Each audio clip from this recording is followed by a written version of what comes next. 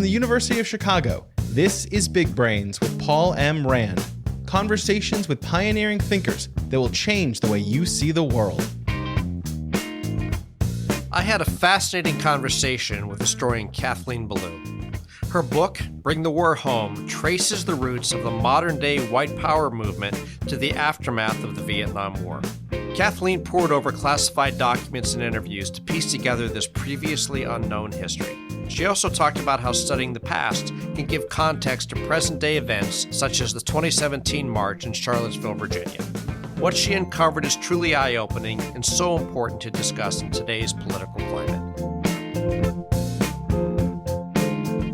We are pleased to welcome Kathleen Belew with us here today. Thanks for joining us on Big Brains. My pleasure. So I think in many cases when people think of white supremacy and the white supremacy movement, they probably will trace it back to an earlier time. And your argument is it's actually due to foreign policy. Yeah, one of the things that happens is in the wake of the Vietnam War, veterans and active duty personnel with specialized knowledge begin to play a very pivotal role in this movement, both in bringing together groups and factions that had previously been at odds and in escalating the impact of that violence against civilian targets. And let me be really clear about what I'm saying about veterans. This is not a book about Vietnam War veterans as a population. Thanks I'm for looking clarifying. at a very, very tiny percentage Right. of returning veterans. But those people play a really important role in this fringe movement that I'm studying and an instrumental role in augmenting violence. And when you talk about saying, you call it the white power movement, what does that actually mean?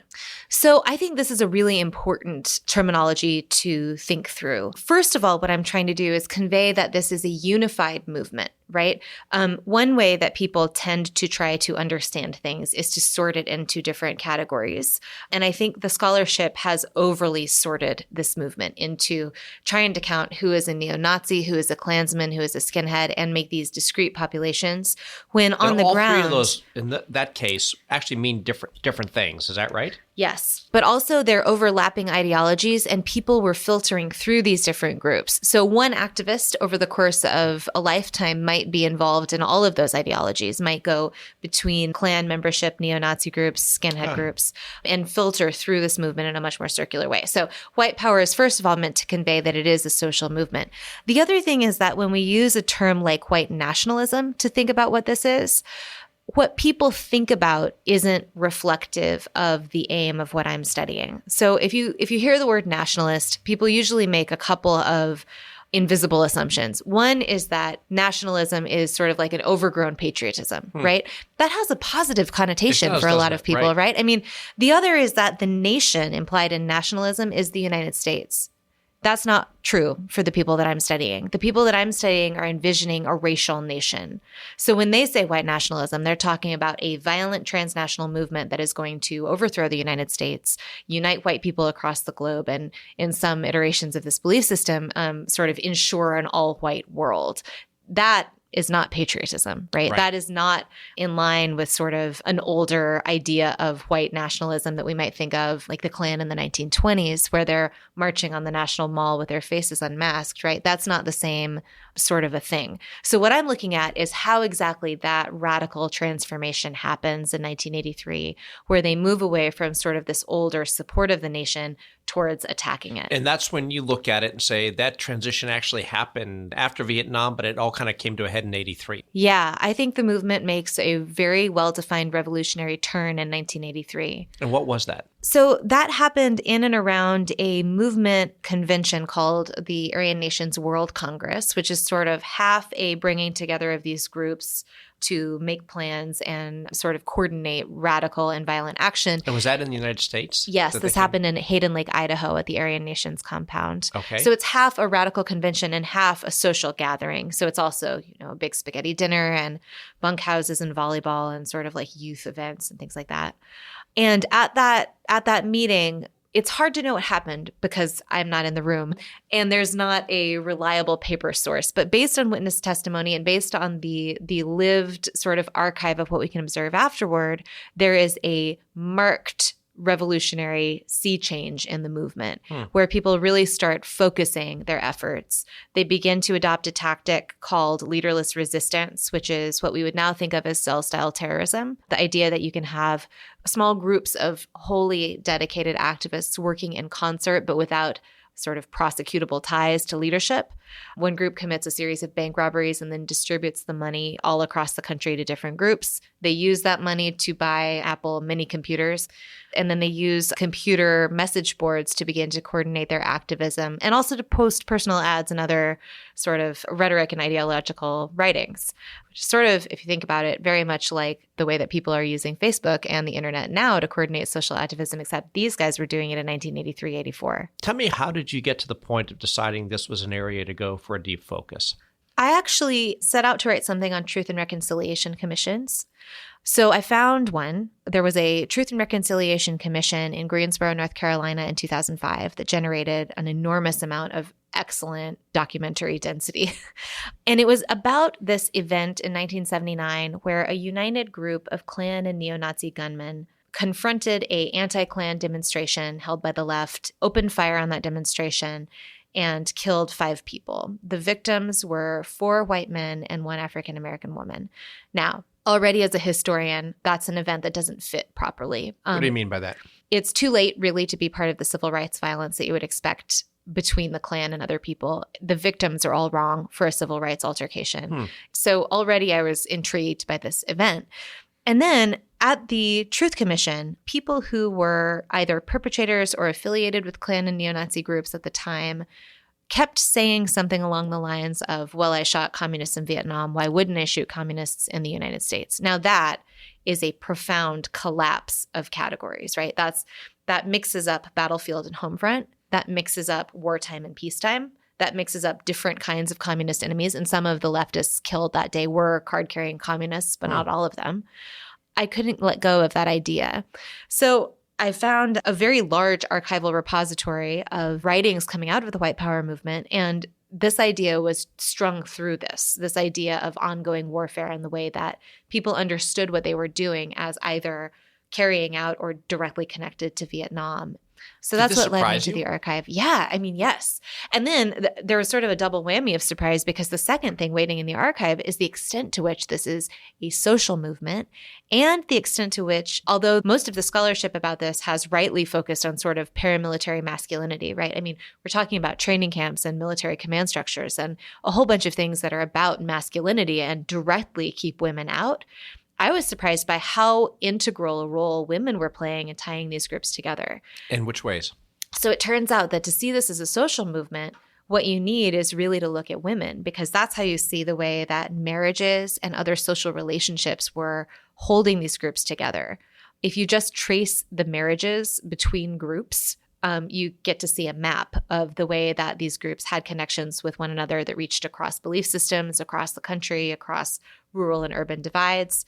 And these groups were very deeply, deeply dependent on women to do everything from they like drive getaway cars and do the dyeing people's hair so that they can be in disguise, to just the very simple social things like picking people up from the airport, taking care of people's children. When people need marriages, they post personal ads on LibertyNet, right? Like when people needed marriage counseling, they would turn to people within the movement. It was a very social movement. So you started going after this, but it sounds like something changed in your thinking about what you wanted to write about or what you wanted to explore. Well, the social movement part of it really came to me from the archive. I thought I was sort of looking at the story of a few returning veterans who were engaging in activism. And actually what it is that those veterans were playing an instrumental role in escalating the impact of what was happening and in shaping the activism and in doing things like instructing other people in how to steal weapons from a military post or how to use a grenade properly or how to use semi-automatics and automatic weapons, things like that. But this social movement part of it, I think, is really important to understand. This is a kind of violence that we still usually think of and hear about as lone action. And in fact, it is an action that, while reprehensible to me, is understandable, is ideologically driven, and is connected with similar acts across time and across regions. If you're listening to Big Brains, there's a good chance you consider yourself a lifelong learner. However, you may not know about the University of Chicago's Graham School and its focus on continuing liberal and professional studies. For more than a century, Graham has been a destination for lifelong learners. They offer courses online and in the classroom, bringing the transformative education UChicago is known for to students of all ages. To learn more about the courses, certificates, and degrees, visit graham.uchicago.edu. The movement as it continues is certainly expanded beyond the veterans that came back disillusioned in the way that initially came about. Yeah, and let me clarify a little bit about what I think the impact of those veterans was on this movement. If you look at the long arc of American history, or even just the 20th century, we know that violence corresponds with the aftermath of warfare. It would be overly simplistic to read that as just veterans coming home. And in fact, that's not what the information bears out. It is a violence that surges across genders, across all age groups of American. After warfare. So all sectors of American society have these violent moments after combat. Now, the Klan and similar groups have figured out how to use that to foment membership. So every surge of the Klan aligns with the aftermath of warfare. Aftermath of the Civil War, the aftermath of World War I, the aftermath of World War II, which is the Klan resurgence that sort of foments the anti-civil rights movement action that many people will be familiar with, and then the aftermath of the Vietnam War. But the Vietnam War is different in a couple of really important ways. First of all, the narrative of that war that is told by the veterans that become involved in the white power movement is about government betrayal, about the wrongness of combat, about how they feel that they were left to die in this impossible situation, right? That's a narrative that is not unique to the white power movement. That's in every film we know about the Vietnam War and many of the popular biographies, right? I mean, this is a very familiar narrative of Vietnam, but what these people are doing is figuring out how to mobilize those feelings in order to recruit members to their cause, first of all.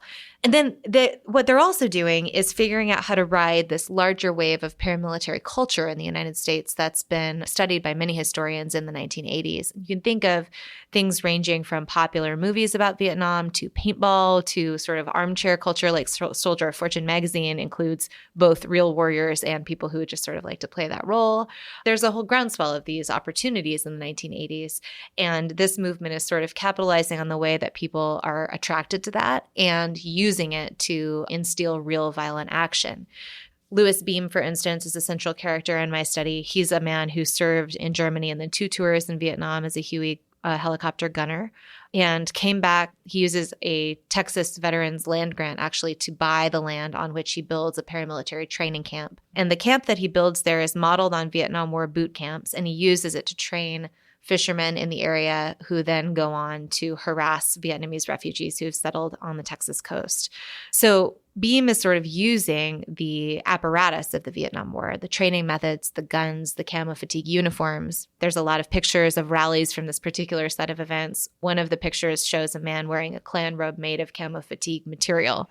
The way that the war is sort of integral with this movement is very, very complex and deep. And then he does things like Beam, by way of sort of calling people to action, burns a fishing boat on which someone has painted USS Viet Cong. So he's even saying, here are these Vietnamese refugees who we can continue to fight right here on the Texas coast. Now, it turns out that those refugees were there largely because they were American allies and people who had fought with the South Vietnamese forces and who were definitely not Viet Cong. And all of that happens before this revolutionary turn. So that's an example of people in the white power movement who they say what they're doing is simply continuing the Vietnam War in service of the state, right? They say, like, if you won't finish this war, we will finish this war. We will continue this mission that we were given. What happens in 83 is actually a really important point for understanding where we are in the current moment as well, in that this revolutionary turn in 83 happens during the second term of the Reagan administration. It's a moment when arguably the people represented in this movement might have had a lot to gain from the executive branch in power. And indeed, the kind of anti-statism that they espouse was also coming from the White House itself in that period. Reagan famously said, the government isn't the answer, the government is the problem, or something like that. Excuse my sloppy paraphrase. So the fact that they saw Reagan's moderation, they saw that as a moderate moment. They saw Reagan as failing to follow through on his campaign promises, and that therefore government was irredeemable. Let's talk, if we can, a little bit more about what happened in Oklahoma City and how it relates to, again, the primary impetus of your book. One of the important things to understand about Oklahoma City is that although the bombing is the largest deliberate mass casualty on American soil between Pearl Harbor and 9/11, hugely important moment, we have not really solidified a narrative about what it was and what it meant. Many people still understand it as the action of one person, Timothy McVeigh, or a few co-conspirators. But in fact, it's a really good example of leaderless resistance style violence carried out by a cell in concert with the goals and ideologies of the social movement. We can see that in everything from the things Timothy McVeigh read, including the Turner Diaries and some other Klan newspapers, to the things he used to frame the bombing, to the method used to carry out the bombing. Even the building that he chose had been cased by people in this movement since 1983. He at one point stayed with an activist who knew this building so well in the early 90s that he could sketch it from memory. So this was a focal point of the movement. This wasn't sort of just like a accidental target choice. The other thing to understand about Oklahoma City is that it really brings into relief this question about how did we know about this movement that, as I mentioned, was recounted in front page newspaper articles and on television at length, and then somehow forget? Like, how did we not cohere an understanding of what this was? And for that, I think we have to go back just a couple years earlier to this federal seditious conspiracy trial in Fort Smith, Arkansas in 1987-88, in which 13 white power activists were acquitted of seditious conspiracy and other charges in a enormously embarrassing trial for the federal government. By any historical measure, these activists were in fact attempting seditious conspiracy. They talked about seditious conspiracy all the time. That trial, together with these massive, they're tragic events at Waco and Ruby Ridge, where the government sort of overstepped and brought down intense violence on white power and Branch Davidians in siege situations. They're tragic events. They're also public relations disasters for the government. So that all together led to a policy change in which white power violence at the FBI level was going to be investigated only as the action of a few people and not as part of a movement. So when we get to the Oklahoma City bombing, when all of a sudden we're talking about large numbers of casualties, there's never a moment when it's investigated as part of a movement. Leads aren't followed, evidence is discarded, and the prosecution too is sort of at McVeigh and a few co-conspirators, many of whom make plea agreements to sort of even further make it about McVeigh. That has narrative consequences as well as legal consequences, has historical consequences, because we don't then get this story of white power as a movement that has brought about this tragedy. We don't get that social understanding.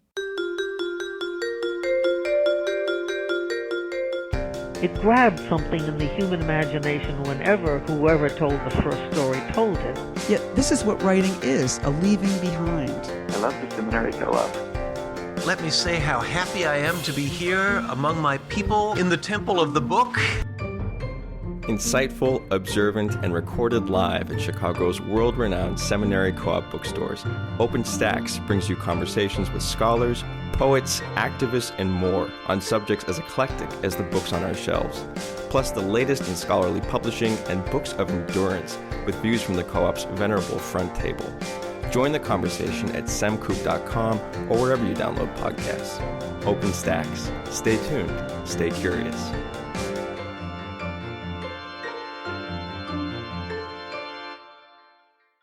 When you see the overtness of some of the activities today, how do we think about that in relation to what you're trying to articulate? I think that I see history as one set of tools by which we might understand our present moment. But I also think history gives you some reasons to not arrive overly quickly at ironclad conclusions about what a present event means. There are moments when I am incredibly impatient about wishing for more archival sources. For instance, I could tell you definitively who had and had not served if I could access military records and personnel records. But you can't. For the people in this book, but no, because they're still classified for, I think it's like another 18 years or something. So sometimes you're just going crazy wishing the archive was available. But I mean, as a person who is drawn to my area of study by the impulse to try to understand better what we're seeing in the present, I sort of see history as, well, I suppose I see history and the archive as tools we can use to shed light on the present, rather than as ways to cast the present into a historical interpretation. Perhaps people will be thinking now about Charlottesville and about the altercation of torch-bearing neo-Nazis and Klan and other self-proclaimed alt-right activists with counter-protesters in Virginia of August last year. That's actually not really an unusual event. Greensboro was very similar. This movement has been holding mass rallies for decades. All of the events that I talk about in Bring the War Home, furthermore, were reported on at the time that they happened. So I'm not uncovering much of this. Much of this is about events that were reported in mainstream press. Greensboro was the subject of although very deeply unfunny, but the subject of a Saturday Night Live sketch. There was footage of the paramilitary camps on shows like the morning news magazine shows. So it's not that we didn't have this before. The problem is more that we have not sort of solidified a popular narrative of what it is that allows us to have a history to slot it into. So it's more that we don't remember that there have been historical cognates for Charlottesville.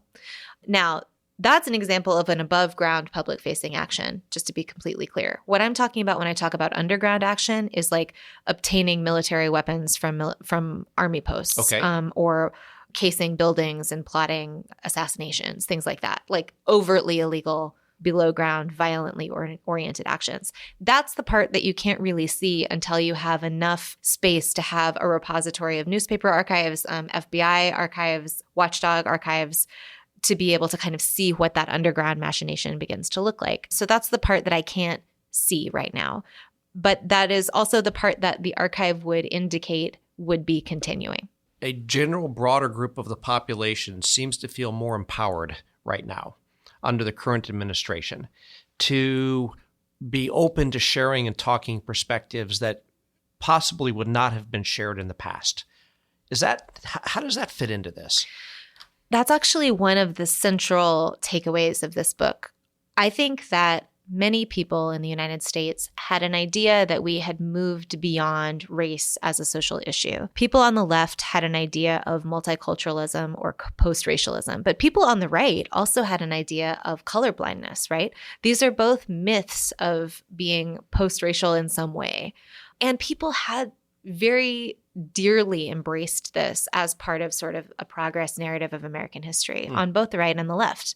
But the extent to which colorblindness has been important to the right begins to explain how people of color are joining the Republican Party, even as these rhetorics are surfacing right now, right? I mean, there's a lot of new scholarship on Latino conservatism and African-American conservatism that's exactly about this. And it's partly because Reagan and others put forward this idea of colorblind conservatism. And we have this mythology on the left as well, right? The Obama era was said to herald this post-racial moment. Like, people had this progress narrative of what American history could mean.